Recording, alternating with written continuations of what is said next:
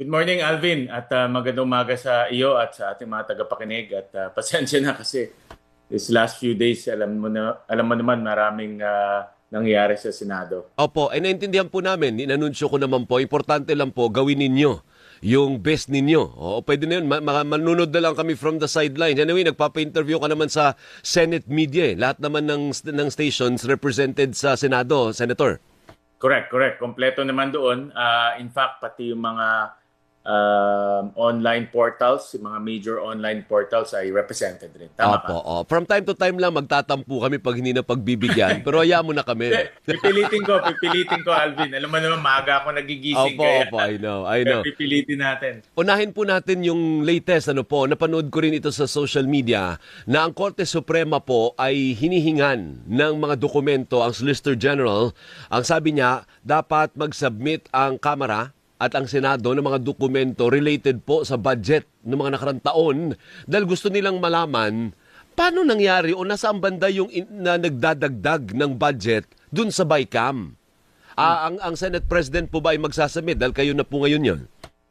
Yes, ready kami to submit. In fact, yung discussions ng budget process noong 2026, itong nakaraang taon, ay lahat yan nasa website ng Senado. So, at lahat ng transcript ay naka-upload rin sa Senado. Pati na yung mga attachments. May mga amendments ang mga senador, may mga amendments ang subcommittees. Yan lahat ay naka-upload. Kaya kung 2026 ang pag-uusapan, kompleto yan sa aming website. Opo, pero kayo, you had been a member of the Bicameral Conference Committee dati. Ano po?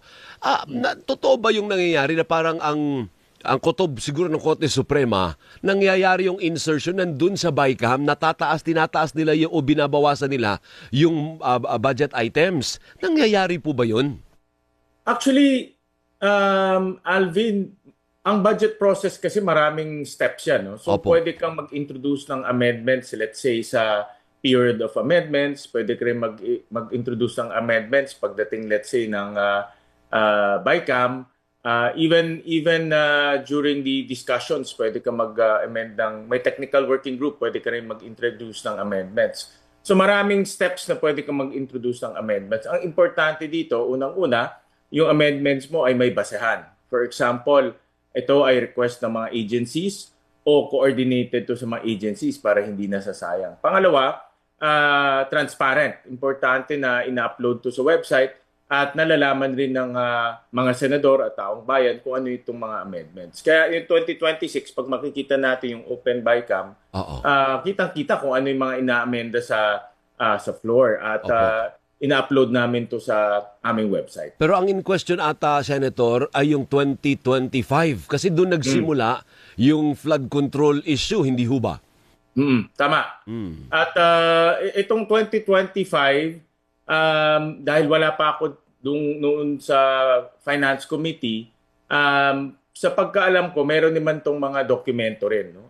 At meron din tong mga supporting documents. Hindi lang nga siya naka-upload sa website. Nasaan ka noon, sir? Nung 2025 I was, Energy?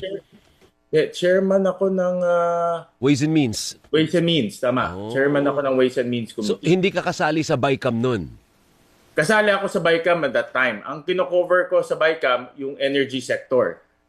Department of Energy, ERC, PNOC, PSAM, yun ang kino-cover ko at that time. Ang mga vice chair kasi may kanya-kanyang committees yan eh. Opo. At kanya-kanya kaming kino-cover. So yung BICAM nandun ka, pero sa sinasabi, naalala mo naging notorious ang salitang small committee. Noong 2025, ano po?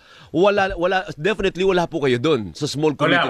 Wala ako doon. No? Hindi, ang nangyayari kasi para quote-unquote mabilis yung proseso, dinidelegate to sa chairman to chairman discussions doon sa mga amendments. Yun ang tinanggal namin noong 2026. Kaya makikita natin na nasa open BICAM yung discussions. Opo, sige. So pihit po tayo. Napanood nyo naman po siguro yung panibagong entry ni dating Senate President Alan Peter Cayetano. Mukhang hindi pa po siya tapos. Senator Sherwin, ano po, mukhang masama pa rin ang loob. Nakikipagsagutan pa rin. At involved na naman yung ibang senador. Hindi po kayo, ano po. Pero mukhang hindi pa siya ready, ano po. Hindi ko napanood, Alvin.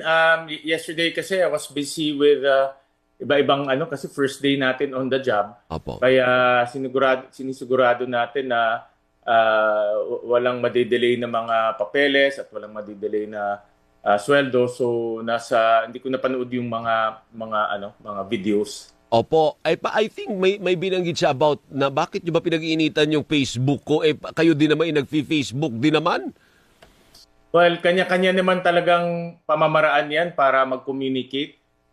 Iba-ibang tao, iba-iba yung style at kanya-kanyang paraan niya. Kung saan ka komportable at saan tingin mo epektibo ka, pwede mong gawin yun. No? So, kanya-kanya talaga yan. Opo, pakisagot na lang po ang sabi ata, yung mayorya ay pagtatakpan lang daw yung issue ng flood control. Maybe dahil ikaw na naman yung leader ng Senado ngayon, ganun ba ang mangyayari dyan dahil ikaw nakaupo, pagtatakpan nyo na ang kung sino man yung masasangkot sa flood control issue? Alvin, very clear, sinabi ni Chairman Erwin Tulfo na itutuloy niya itong flood control. Pero dapat maayos at mayroong mga affidavits na isasubmit sa committee. At very clear siya na yung affidavits ang magiging basehan dahil hindi natin naman pwedeng pupunta na lang ang isang tao doon o ilang mga tao tapos mag-aakusa kung sino-sino. So, importante na meron silang mga affidavit na isasubmit, duly notarized at ito ang magiging basehan. At pangalawa, nung nagkaroon ng Blue Ribbon, yung si Senator Erwin, no, nagkaroon siya ng Blue Ribbon hearing, inibitahan naman itong mga 18 ex-bodyguards. Pumunta sila sa building. No? Pero hindi naman pumunta at nag-attend ng hearing.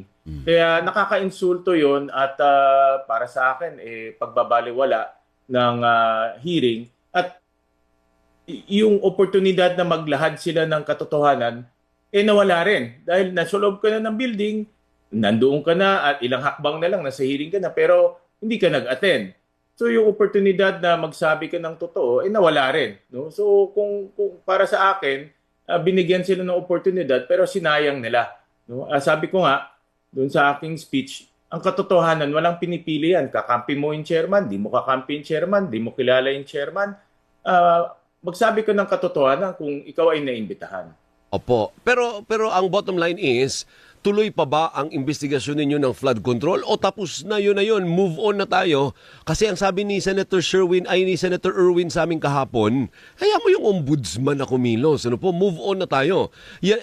Yan ba yung gusto nyo mangyari? Kaya nga ang importante dito, kung mayroong mga bagong ebidensya, bagong testigo, magbigay ng affidavit, magbigay ng dokumento para mapag-aralan ng komite. At ang ayaw nating mangyari ay magamit yung committee sa pag-akusa. No? Dahil madaling mag-akusa pero kung may importante dyan yung ebidensya at yung testimonya. So kung mayroong mga bagong mga ebidensya at testimonya, itutuloy yun. Kaya nga ang panawagan ay magbigay ka agad ng advance affidavit at advance information at mga ebidensya para mapag-aralan ng komite. So, magtutuloy o hindi na muna magtutuloy kung wala namang bagong... Yes, depende yan, Alvin, depende. No? Pwede siya magtuloy kung may mga bagong ebidensya at bagong testigo. Dahil kung matatandaan natin, yung sinabit ni Senator Lacson ay partial report. So, pwede ka siya magtuloy. So pwede pa naman. But so far, wala pa schedule. Wala pa schedule. Wala pang schedule. Ngayon, sabi ni Senator Cayetano, walang nangyari sa leadership niya kasi hindi nag-cooperate ang minority. Sila raw yung walang ginawa nung panahon na yun. At saka yung gastos, Mr. Senate President, para sobrang laki po pala ng gastos nyo dyan sa Senado. Hindi ba pwedeng bawasan? Ganun ba talaga kalaki? 25 million pesos a day. Yes, malaki ang gastos dahil nationwide ang coverage ng Senado. Unlike ang Congress na per district, ang gastos ng congressman ay per district. Ang gastos ng Senado is nationwide. no? So ang coverage namin ay buong bansa at minomonitor ng Senado yung nangyayari sa buong bansa. In fact, buong mundo ang minomonitor dahil meron tayong treaty powers. So talagang importante nagtatrabaho yung Senado at para sa akin ay let's move forward, no? Dahil halos lahat, karamihan o halos lahat ng mga senador gusto nang bumalik sa trabaho dahil maraming ang naiwanan. Okay. Ngayon, ang sabi ay nagpalit daw ang mayorya para isway ang vote sa impeachment trial. Kumbaga, ang pinaka-bottom line talaga nito is yung impeachment ni Vice President Sara Duterte. What do you say? Magdedepende. Ito, Alvin, madalas natin pag-usapan to even before na magdedepende yan sa ebidensyang ipapakita ng both sides, no? Prosecution and defense. Diyan masisway ang mga senator judges. Hindi sa pagpapalit ng liderato, hindi sa pagpapalit ng mayorya, manorya. Ang importante dito ay yung ebidensyang ipapakita ng prosecution and also the defense. At nag-umpisa na yung pre-trial. In fact, tinitignan ko nga yung pre-trial brief. Ang kapal, no? 60 pages each side.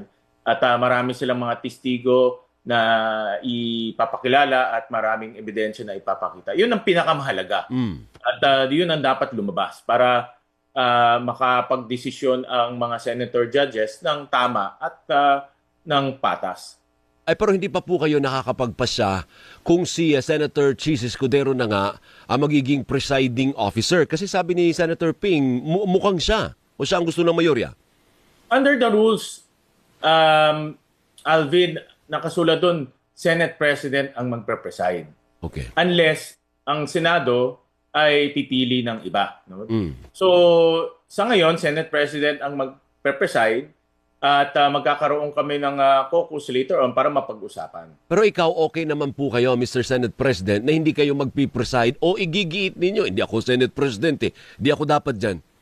Pag-usapan natin. Pag-uusapan na lang sa grupo. Importante mapag-usapan. Importante naman sa akin ay sundan yung rules at mapag-usapan. Okay. Pero kaya nyo naman po kahit hindi kayo abogado. Kasi may ini-example ni Senator Ping, paano kung kailangan mo agad-agad mag-decide? Siyempre pag abogado, alam mo approve ba yan o denied ba yan o paano ba? Actually, Alvin, wala naman nakasaad sa Constitution, even in our rules, na kailangan abogado. In fact, ang gusto nga ng Constitution, mas simple, mas naintindihan ng taong bayan, at malabas ang ebidensya. Tandaan natin, hindi naman to formal court na huwes ang namumuno. Ito ay impeachment court at sui generis siya. Ibig sabihin, ano siya, parang kakaiba siya. No?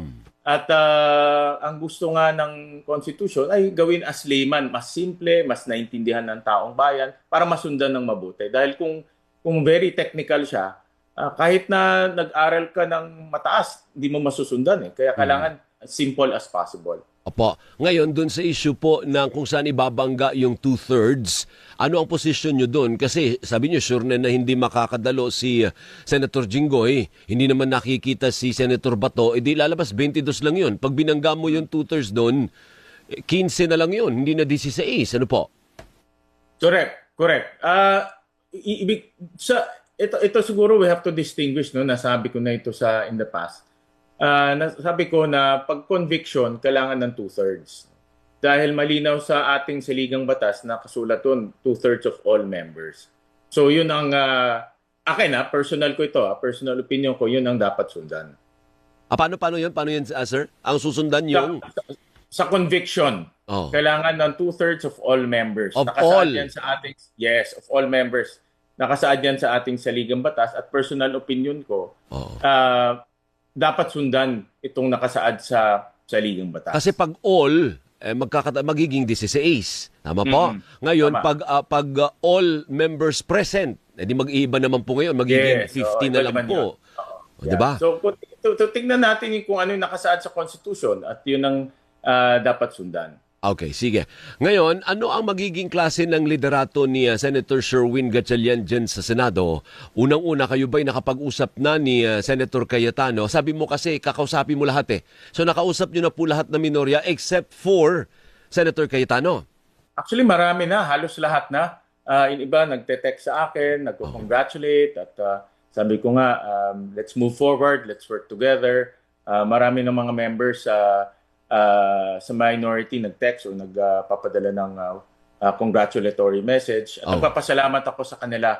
Malaking bagay para sa akin yun dahil ang Senado hindi dapat may mayorya o minorya. Dapat umusad yan bilang isang Senado. Lalo na sa mga issues. Importante na mapag-usapan at mapagdebatihan ng maayos yung mga issues para maramdaman ng taong bayan. Hindi, si Gatchalian po, hindi naman po ito pala away. Ano po? Pero balik ako sa tanong ko, so lahat ng senador ay nag-congratulate na sa inyo except for former Senate President Cayetano. Hindi ko pa nakikita, hindi ko nabilang kung lahat, Alvin. Sabi mo, ang dami mo na. Wala naman akong checklist kung sino nag-congratulate o sino hindi. Ay, ne, pero as far as you can remember, naalala mo bang nag-congratulate na sa'yo si Senator Alan Peter Cayetano? Particularly kay Senator Alan, wala pa. Wala pa. Have you reached out to him na ikaw na lang, sige na ikaw na magpakumbaba, tawagan mo na. So I'm pretty sure alam mo naman yung number at amuin mo na si Senator Cayetano. Sabi ko nga, Alvin, na lahat naman ang aking pintuan, ang aking puso laging bukas. At sabi ko nga, marami rin tayong kaibigan sa minorya, kaya madali sa akin, no, para makipag-usap sa lahat ng mga senador, no, dahil nakatrabaho ko sila at marami tayong mga senador magagaling, seryoso sa trabaho at gusto lang nila magtrabaho, no. So are you going to reach out to him or you will wait for him to reach out to you? Basta, Alvin, bukas yung aking pintuan at tanggapan para sa lahat. Okay. Sige, hanggang dyan na muna tayo, partner. Thank you. Maraming salamat. Mag-hi lang sa'yo. Say good morning to Senator kasi, partner, mukhang matatagalan bago makabalik yan sa atin. Sobrang busy na nito. Oo nga. Mag-good morning ka muna kay Senator Sherwin. Senate President Sherwin Gatchalian. Good morning, SP. At, Maraming salamat. Thank you. At mula sa kaibuturan ng aking puso, congratulations po. Maraming salamat. Ba't hindi mo sabi mo sa akin kanina ang itatanong mo ha? Ang itatanong mo tungkol sa love life ng Senate President. Sabi mo sa akin kanina, 'di ba? Alam ko na. Alam mo ba, SP? SP, nag-message, pareact naman po sa message ni Bianca Manalo. Mukhang proud sa iyo yung Bianca Manalo, SP. Forever will be proud. Nagpapasalamat ako sa kanya at of course sa lahat ng bumati. In fact, buong gabi nga ako nagre-reply sa mga bumabati sa atin. Nagpapasalamat ako sa lahat. Of course, Opo. malaking bagay yung pagbati ho nila. Hindi nila. Niya. Kasi si Bianca ang tinatanong natin, SP. Oo. Nagpapasalamat ako, of course, kay Bianca. At nagpapasalamat din ako sa lahat.